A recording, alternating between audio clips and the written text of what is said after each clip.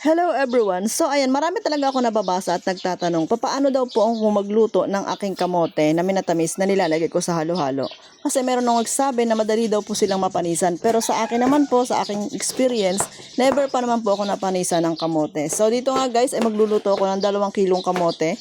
At hiwa-hiwain ko lang po yan ng pa-cubes na maliliit. So ganyan, kapag naghihiwa nga pala ako guys, diretso na agad yun sa tubig. Para hindi po umitim yung ating mga kamote. So mananatili maganda yung kulay niya. At malinis guys, kasi yung dagta niya is natatanggal dun sa laman ng kamote. So ito nga guys, matapos ko magayat, ayan, yung kamay ko dito is may dagta kaya maitim. So ayan guys, tingnan nyo, ganyan siya kalabo yung tubig. At huhugasan ko yan ng paulit-ulit hanggang sa luminaw yung tubig niya at wala na siyang dagta. So ayan guys, at ito nga, nahugasan ko yan, dihugasan ko pa ng last para bago siya iluto. So dito yan, kita nyo clear na yung tubig niya. So dito sa isang malinis na kaserola, ilalagay ko lang yung kamote. Ganito guys ako magluto ng kamote. Ewan ko lang sa inyong paraan kung paano po kayo nagluluto. Hindi ko naman sinasabi na ganito rin yung gawin ninyo. Yung sa akin lang isinishare sa inyo is yung experience ko po na ginagawa ko mismo. So dito guys, direkta talaga ako nagluluto. So ayan, ilalagay ko yun sa malinis na kaserola. Tapos lalagyan ko yan ng tubig na hindi naman po karamihan. So konti lang talaga nilalagay kong tubig dyan. Basta yung tamang mapakulo lang talaga siya. Kasi madali naman pong lumambot yung kamote, lalo kung maliliit yung gayat niyan.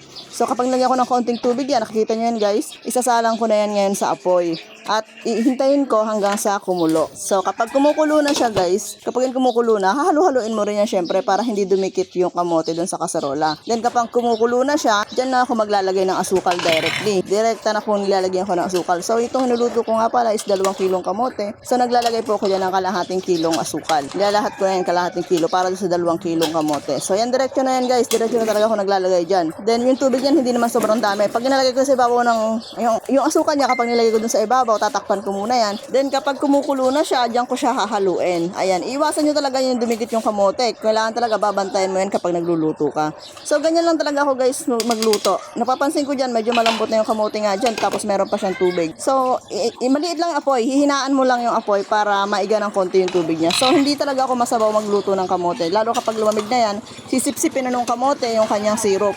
So okay lang po yan. Ang importante, lutong-luto yung ating kamote. At never pa naman talaga ako nakaranas na mapanisan ng kamote. Kapag malamig na yan, saka ako maglalagay sa chiller. Halimbawa, kung gabi ako nagluto, sa umaga ko na nilalagay sa chiller yon. Then kapag umaga ako nagluto, sa hapon ko na po yung ilalagay sa chiller. At iwasan din po yung pag-display ng marami kasi sobrang init ng panahon. Yun, masyado siyang na-expose sa init ng ating araw. Or yung hangin natin mainit din, tapos yung hindi maiwasan na laging sinasandok maya't maya. So, ang teknik ko po talaga, konti lang yung nilalabas ko paunti-unti. Then kapag wala na, saka lang ulit kumukuha sa chiller. So yun lang guys, maraming salamat sa inyong panonood at support sa aking mga video. Thank you for watching. Bye!